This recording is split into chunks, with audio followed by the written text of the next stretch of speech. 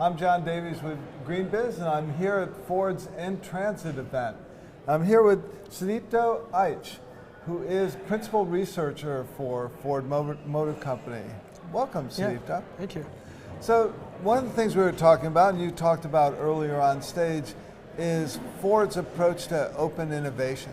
So what does that mean at Ford? What are you doing there? Sure. You know, if I kind of go back in time, when you look at cars in general, most of the technology that has been developed has been fairly, that development has happened internally, has been fairly insular in nature.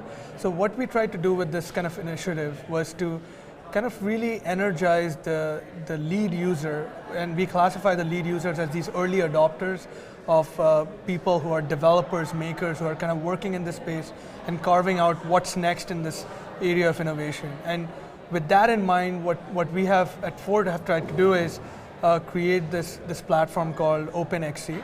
It's an open source hardware software platform, which really makes the car, it provides a data front for all the data coming out of the car through a very simplistic API.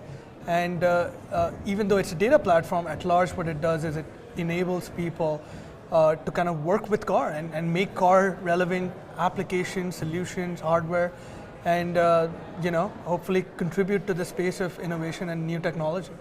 So what's an example of one of the cool things that you don't think would have been invented if it had all been done in-house? Within Ford? Yeah. I feel like, with every company, this is a massive challenge, right? So one example that I can draw is, if we did all the innovations internally, that means we are saying only the people are there can contribute to the future of technology in cars. But we want to see more and more people, even the non-conventional folks, kind of working on car relevant problems. And one example I'll give you is, we had a new employee who kind of within a span of 3 months made this haptic shift knob.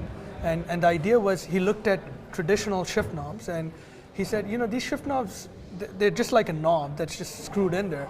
What if you can make that shift knob like vibrate? Like, what if you made like an LED ring which can show you the color based on when you had to shift, how you had to shift?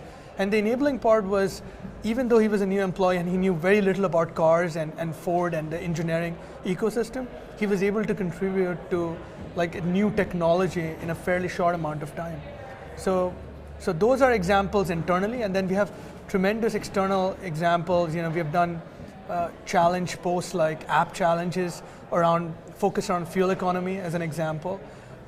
We this past year had 8 global mobility challenges where there was a prize for doing OpenXC integration, where we kind of told people to use car data to make the next application suite. And yeah, they're plenty and abundant, and we hope to look at all of these examples and really get to know what the demand for some of this, the appetite for some of this technology is, and kind of bring it in-house. That's great. Sounds very exciting. Yeah, thank you. I've been here with Sudipto Aich with Ford's research group. Thanks, Sudipto. Thank you. Take care.